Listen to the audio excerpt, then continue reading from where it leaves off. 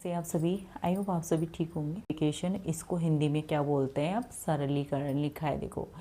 अब सर इसमें क्या आता है, इसमें कई प्रकार की संख्याएं आती है। सबसे पहले हम प्राकृतिक संख्याओं के बारे में पढ़ेंगे। आपको पता ही होगा सभी को प्राकृतिक संख्याएं किसे कहते हैं। देखो वो एक से लेकर जितनी भी काउंटिंग कर लो इन्फिनिटी तक, 1 2 3 4 5 6 7 8 9 10, मतलब यहाँ से लेकर आप काउंटिंग कर दो, जितनी भी संख्याएं आएंगी वो सब क्या कहलाएंगी, आपकी प्राकृतिक संख्याएं। ठीक है, प्राकृतिक संख्याएं आपको पता चल गई किसको बोलते हैं।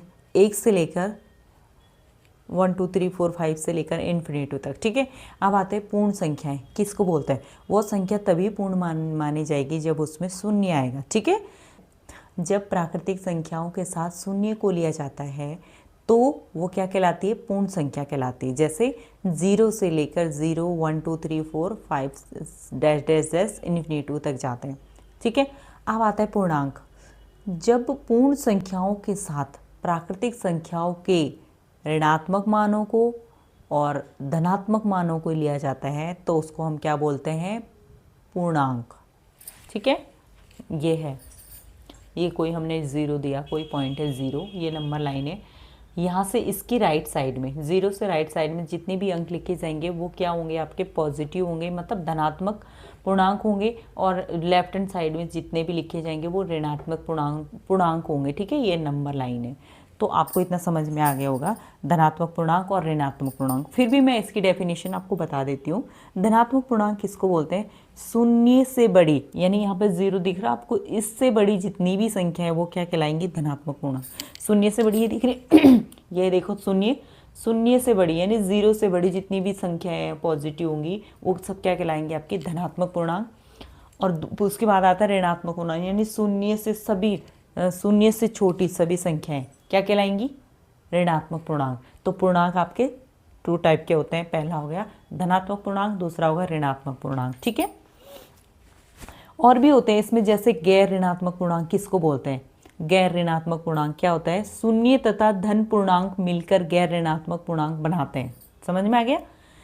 अब थोड़ा सा मैं आपको बता देती हूँ, मतलब ये है 0 1 2 3 4, ये हो गया आपका गैर धनात्मक पूर्णांक। ठीक है, यही बोला है ना, 0 1 2 3 मिलकर क्या बनाते हैं, गैर धनात्मक पूर्णांक बनाते हैं। गैर ऋणात्मक पूर्णांक किसको बोलते हैं, गैर ऋणात्मक पूर्णांक शून्य तथा ऋण पूर्णांक मिलकर गैर ऋणात्मक पूर्णांक मिलाते हैं। यानी ये वाला पार्ट आपका 0 के साथ में काउंट करेंगे तो ये आपका गैर हो गया और ये आपका हो गया गैर धनात्मक। ठीक है, इतना समझ में आ गया। अब हम चलते हैं, मोस्ट इंपोर्टेंट टॉपिक है हमारा सम संख्या। सम संख्या किसको बोलते हैं, ये लिखा है देखो। सम संख्या वे प्राकृतिक संख्या है जो 2 से पूर्णतः विभक्त हो जाती है, या फिर क्या होता है, जिन संख्याओं के अंत में 0 0 2 4 6 8 होता है वो संख्या 2 से पूर्णतः कट जाती है। ठीक है, या जिन संख्याओं के अंत में ये आता है। अब आता है विषम संख्या। वे संख्याएं होती हैं जो 2 से पूर्णतः नहीं कटती या कभी नहीं कटती। ठीक है, 3 5 7 9 डैश। अब आता है अभाज्य संख्या। अभाज्य संख्या किसको बोलते हैं, वे संख्याएं जिनके 2 अलग अलग गुणनखंड होते हैं। समझ में आ गया। यानी अभाज्य संख्या किसको बोलेंगे, जिनके 2 अलग अलग गुणनखंड होते हैं उनको हम बोलेंगे अभाज्य संख्याएं। अर्थात या तो उसका एक होगा गुणनखंड या फिर वो स्वयं होगी। समझ में आ गया। जैसे ये है 1 3 5, इसका गुणनखंड क्या होगा, या तो स्वयं होगा 1 गुणा 1 कितना हो गया 1, यही बोला ना। फिर 1 गुणा 3 कितना हो गया 3, जिसके 2। अब देखिएगा इस यौगिक संख्या, नेक्स्ट पे आते हैं। नेक्स्ट टाइप है इसका यौगिक संख्या। मैं अभी आपको सिंप्लीफिकेशन में ही बेसिक बता।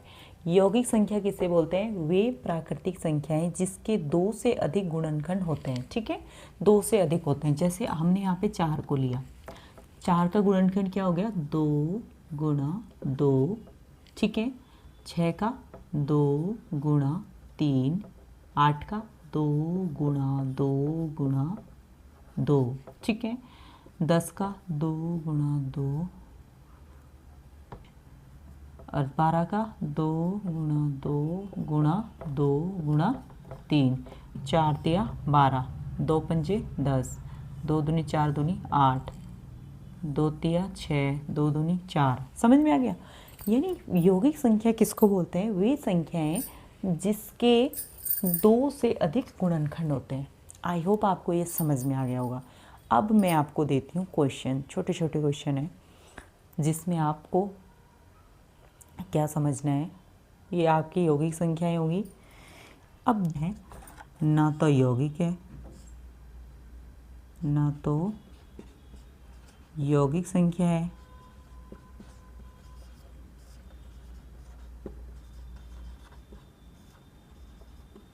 और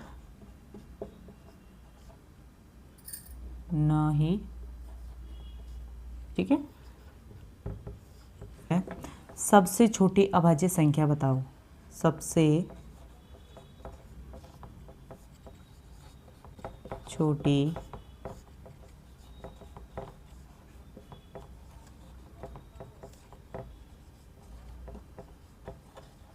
अभाज्य संख्या, तो आप क्या बोलोगे? सबसे छोटी अभाज्य संख्या जो है 2 होगी। 2 सबसे छोटी एक मात्र अभाज्य संख्या है, ठीक है।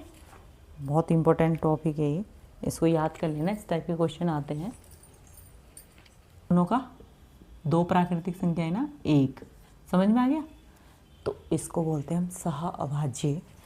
तो आई होप आपको ये समझ में आ गया होगा। अब हम कल चलेंगे मोस्ट इम्पोर्टेंट टॉपिक पे, और कल हम इसमें करेंगे सिंप्लीफिकेशन स्टार्ट, ठीक है। तो उसमें हम पढ़ेंगे बोर्ड मास का नियम। कल का जो हमारा टॉपिक होगा वो होगा का नियम। कल हम इसको पढ़ेंगे सिंप्लीफिकेशन में, ठीक है।